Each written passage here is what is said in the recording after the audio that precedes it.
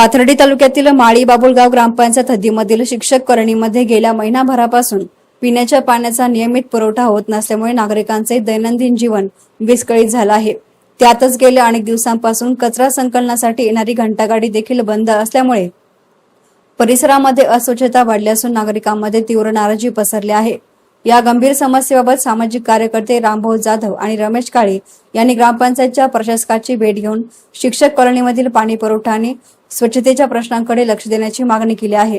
नागरिकांच्या म्हणण्यानुसार महिनाभरापासून पिण्याचे पाणी वेळेवर मिळत नसल्यामुळे महिलांना पाण्यासाठी मोठी धावपळ करावी लागत आहे।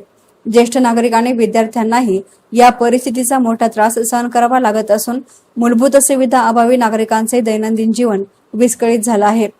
कचरा संकलनाची घंटागाडी गेल्या अनेक दिवसांपासून शिक्षक कॉलनीमध्ये फिरली नसल्यामुळे परिसरामध्ये कचऱ्याचे ढीग साचू लागले आहेत।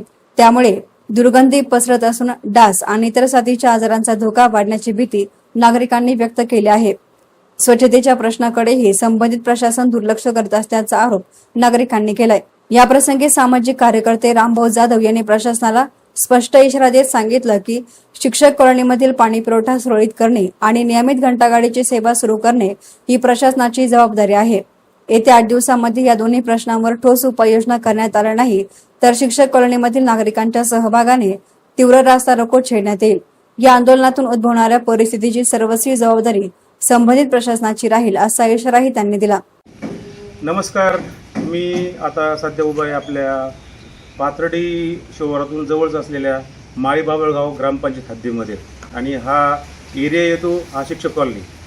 तर इथल्या ग्रामस्थांना जवळपास एक महिना पाणी येत नाही। अतिशय दुःखाची गोष्ट आहे की प्रत्येक वेळेला हजार रुपयाचा टँकर जर दर 2-3 दिवसाआड जर घ्यावा लागत असेल तर ह्याच्यासारखं दुःख कुठलंच नसेल।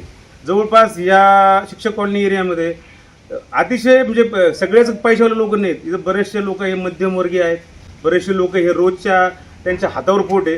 तर अशा लोकांना जर पाण्याचे प्रॉब्लेम येत असतील एक महिना प्रशासकाने याच्यावर थोडंसं गांभीर्याने याच्याकडे लक्ष दिलं पाहिजे। 1 महिना जर पाणी येत नाहीये तर ह्या लोकांनी पाणी आणायचं कुठून? ही परिस्थिती फक्त यांना ग्रामस्थांचं असं म्हणणं आहे की ग्रामपंचायतीने आम्हाला माळी बाबुळगाव ग्रामपंचायतीने शिक्षक कॉलनी हा जो भाग आहे यांना मुद्दाम वंचित ठेवलाय असा या लोकांचा घणाघाती आरोप आहे। तरी माझं प्रशासकाला एक नम्र विनंती आहे, प्रशासक साहेब तुम्ही थोडंसं लक्ष द्या। एक महिना जर या भागामध्ये पाणी येत नाही ह्या लोकांनी जगायचं कसं? धन्यवाद। महिन्यातून फक्त एकदा पाणी कचरा गाडी तर नाहीच, महिन्यातून एकदा देते। इथं आमच्या मारामाऱ्या व्हायची पायी आली त्रास राहिला, धूर घरात जातोय। टँकर घ्या, पावसाचं पाणी धरतो। आमची इतके आली, आमची परिस्थितीच नाही पाणी घेण्याची। दिवसभर काम करायचं, संध्याकाळी पाणी विकत घ्यायचं म्हणलं काय अर्थ आहे आमच्या जीवनात? नमस्कार, मी रमेश प्रभाकर काळे, राहणार माळी बाबुळगाव शिक्षक कॉलनी। आम्ही सध्या शिक्षक कॉलनी परिसरातून बोलत आहोत। आम्ही याच्यासाठी जमलेलो आहोत सगळे की आम्हाला पाण्याचा आणि स्वच्छतेचा खूप मोठा प्रश्न आहे। महिना 20-20 दिवस आम्हाला पाणी येत नाही, घंटागाडी वेळेवर येत नाही। त्याच्यामुळं लोक स्वच्छतेसाठी आपले कचरा मंदिरापुढं कुठं गल्ली तिकडे टाकतात, त्याच्यामुळे डास वाढतात, प्रादुर्भाव वाढतोय, लहान मुलं आजारी पडत आहेत। त्यात ते पाणी गढूळ पाणी येतं। प्रशासकाने येऊन पाहावं ते पाणी आणि स्वतः पिऊन पाहावं। इतकं गढूळ पाणी, इतकं अस्वच्छ पाणी की ते कोणीही पिऊ शकत नाही। गढूळ गेलं पण वेळेवर नाही ना, त्यात ते वेळेवर पण येत नाही। किती दिवसाला टँकर 700, 800 रुपयाचे टँकर आम्हाला घेऊन महिन्याला 4-4, 5-5 टँकर घेऊन आणि वेळेवर आम्ही घरपट्टी पाणीपट्टी भरून उपयोग काय?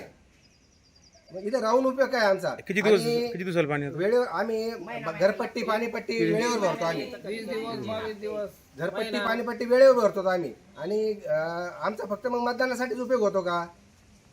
असं सांगा ना, आमचा फक्त मतदानासाठीच उपयोग होतो? नंतर आमच्याकडे पाहत नाही, कोणी ढुंकून पाहत नाही। स्वच्छतेचं काय आहे? पाण्याचा प्रश्न खूप गंभीर आहे। येत्या 8-10 दिवसात जर प्रश्न आमचा सॉल्व्ह केला नाही तर आम्ही सर्व ग्रामस्थ शिक्षक कॉलनी, समर्थनगर आणि बंजारानगर सर्व ग्रामपंचायतवर आम्ही धडक मोर्चा काढू, याची प्रशासकाने नोंद घ्यावी। या प्रसंगी रमेश काळे, जावेद अत्तार, अरविंद तुपविहिरे, स्वाती वाघ, सुनंदा ठोंबरे, संगीता भंडारी, आलेश तुपविहिरे, आलेशा तुपविहिरे, मीनाक्षी बारगजे, ज्योती वाघ, सुरेखा गर्जे, शोभा आवणकर यांच्यासह शिक्षक कॉलनीमधील अनेक नागरिक हजर होते। उपस्थितांनी प्रशासनाने लवकरात लवकर पाणी पुरवठा सुरळीत करावा, नियमित कचरा संकलन सुरू करावे, नागरिकांच्या मूलभूत समस्यांकडे गांभीर्याने लक्ष द्यावे अशी एकमुखी मागणी केली आहे. तर या प्रकरणामध्ये संबंधित प्रशासनाची अधिकृत भूमिका अद्याप समोर आली नसून प्रशासनाची बाजू उपलब्ध होताच तीही प्रसिद्ध करण्यात येईल. एसएन मीडियासाठी प्रतिनिधी सचिन दिनकर, पाथर्डी.